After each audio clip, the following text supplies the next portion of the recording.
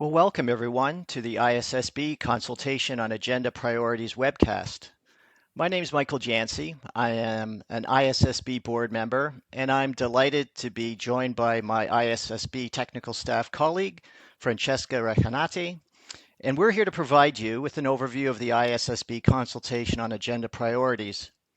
As many of you know, I'm sure, we published the request for information in regards to the consultation on May 4th, and that comment period is open until the 1st of September. The purpose of the ISSB consultation on the agenda priorities is to collect stakeholders' feedback to inform our work plan for the ISSB over the next 2 years.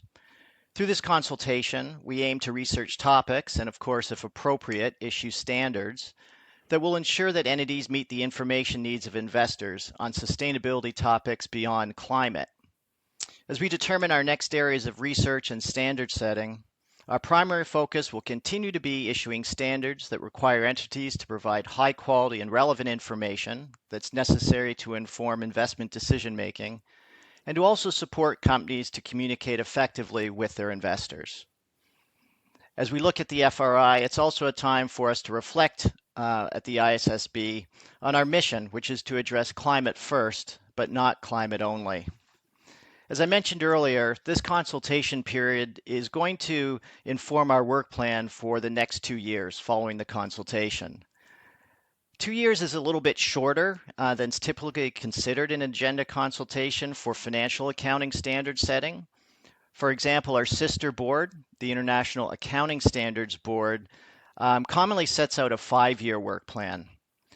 But the ISSB preferred this shorter time frame because, as I'm sure we're all aware, the sustainability area is rapidly evolving, it's changing, and the market's understanding of what sustainability risks and opportunities are is changing quickly. And we just felt it was important to have the flexibility to adjust our work and respond to those emerging sustainability risks and opportunities as appropriate.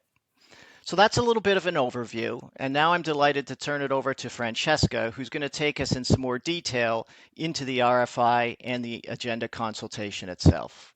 Over to you, Francesca. Thank you, Michael, for the introduction and the great overview. So with this consultation, the ISSB is seeking feedback on 3 main elements. Firstly, on the strategic direction and balance of all the ISSB activities. Secondly, on the criteria for assessing the priority of new projects to be added to the work plan. And thirdly, on potential new research and standard setting project to be added to the next ISSB work plan. And this last point is the main focus of this agenda consultation, meaning the area where we are seeking the majority of feedback. In the next slides, we will provide additional details on the 3 categories of feedback in terms of background information and questions. And all this information and further details are included in the request for information. The first set of questions on the strategic direction and balance concerns all the ISSB activities. The diagram on the right side illustrates the main ISSB activities, including both committed activities, the petals in lighter blue, and new research and standard setting projects, the darker petal. As you can see, they all overlap and they are all interrelated. With this first set of questions, we are seeking for directional feedback on the prioritization of these activities to inform resources allocation. So we are not seeking feedback on the structure or the content of the committed activities, since they are already ongoing or will start soon. But what are the committed activities? We mean 3 main broad categories of activities. Firstly, it's work aimed at supporting the implementation of IFRS 1 and S2, including, for example, the development of additional guidance and educational materials. Secondly, activities aimed at enhancing the ISSB standards, which are now resources of the IFRS Foundation and play a key role both in IFRS S1 as required resource to be considered by reporting entities to identify sustainability-related risks and opportunities, but also they play an important role in IFRS S2 as they are the basis for the industry-specific guidance. And finally, activities aimed at researching disclosure to highlight nature-related and social aspects of the climate-related risks and opportunities covered in S2. The committed work also covers what we call core activities, which are illustrated at the center of the diagram. These core activities are considered and involved in all the ISSB work.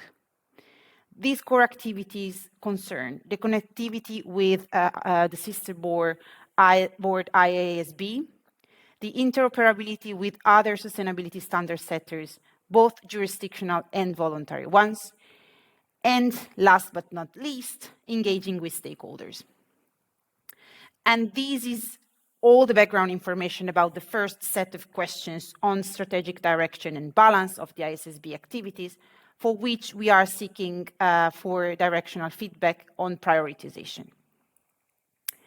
Now, we move to the second set of questions regarding the list of criteria we considered in the selection of potential projects to be added to the work plan. I'm not going through each of them, but it is important to underline that they are very similar to those used by the IASB. In addition to the 7 criteria listed in the table, the ISSB considered the interoperability with other jurisdictional and voluntary sustainability standard setters and framework providers in order to build the global baseline of sustainability disclosures. Finally, we move to the focus of this consultation on agenda priorities, meaning the potential new research projects, which are the area where we are seeking the most feedback. Through research and engagement, which are summarized in the request for information, we identified 4 priority potential projects. 3 are projects on the sustainability-related risks and opportunities associated with biodiversity, ecosystems, and ecosystem services. Basically, it's nature beyond climate. Second is human capital, and third is human rights. These projects aim to build out the ISSB's sets of sustainability standards. And then we have a 4th project on integration and reporting.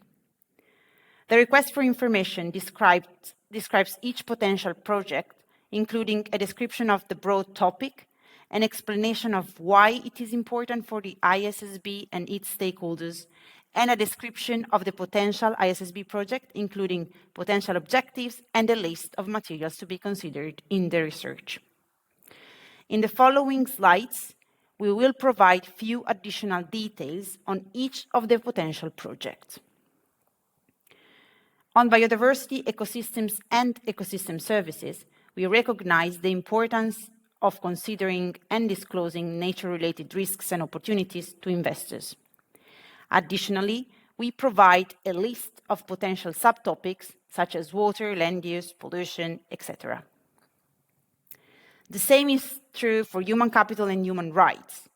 We are aware of the overlaps between these sustainability-related projects, especially between human capital and human rights. And one of the aims of the research project would be to more fully understand and explore those interrelationships. But at this stage, with human capital, we would focus primarily on the workforce of a company, while with human rights, we would focus more on the value chain, including relationships with worker, communities, and customers. But again, the research we will eventually undertake will explore the interrelationships between these broad topics. Finally, we have the 4th project on integration in reporting, which aims at supporting more efficient and effective reporting on the value creation of a company. It goes beyond the connectivity of information and related requirements the ISSB will establish with IFRS S1 and S2. Which question are we asking on the new research projects? We ask different questions for sustainability-related matters and for integration in reporting. On the 3 sustainability-related subject matters, we ask for relative priority of subtopics, industries, or sectors, and we ask for priority of related materials to be consulted. While on integration in reporting, we ask for relative priority and timeliness of advancing this project in the context of ISSB mission to build out suite of sustainability standards. We ask whether and how the ISSB should work with the IASB on this project, and we ask whether this project should utilize IASB's exposure draft management commentary, the integrated reporting framework, both or other materials in pursuing the work. Very important is to highlight that these are all research projects, and they are all large research projects. This is the reason why we are asking for relative priority between them. Our due process requires that we first initiate a research project to determine whether standard setting for a matter is feasible and necessary, and if so, we then will advance to a standard setting project. We are not at the stage where we know the topics and structure of future ISSB standards. The form of the standard setting will be informed by the research and could take the form of, for example, a similar standard to S2 at the topic level, or standard setting at the subtopic level, or industry-based standards. Thus, we are not yet committed to S3 being biodiversity, S4 being human capital, and S5 being human rights. And now I hand back over to Michael to provide additional detail on the process. Well, thank you, Francesca. That was a fantastic and informative overview of the agenda consultation process and the RFI. As you were speaking, I was reminded of the great value that ISSB has as being part of the IFRS Foundation. I mean, the foundation has such a long-standing and well-respected governance and due process structures in place. And obviously, those are guiding our work here in regards to the agenda consultation, underpinned by the strong consultation and this, stakeholder feedback and transparency and those types of things. But I don't want to leave the impression that when the consultation process ends September 1st, the work stops. In fact, it's arguably the time when the work really ramps up. When we get all of your feedback, the technical team will analyze that feedback. They will put that information together, the insights, and they'll be publishing a feedback statement. But all of that will be provided to the ISSB board. And I can tell you that myself and my colleagues look at that feedback, the technical staff's inputs and recommendations very closely, and we'll deliberate on that. And our plan then is to next year finalize that and come up with that 2-year work plan, which we'll begin executing at some point next year. So we're very, very excited about that. But last but certainly not least, I'm going to leave the last message as a reminder. We really are looking for your feedback. As I said, it's really important to us that we hear from our stakeholders, and there's a number of ways that you can do that. In regards to this consultation process, the staff has developed a survey format. You'll take a look at that survey and you'll see the questions there are exactly the same ones that are in the RFI itself. In addition, if you're looking to provide more information, more backgrounds or context, there will be comment boxes for each of those questions. So it's set up really nicely. If that isn't something that you're looking to do, you're more comfortable with the sort of the comment letter format, you're welcome to do that as well.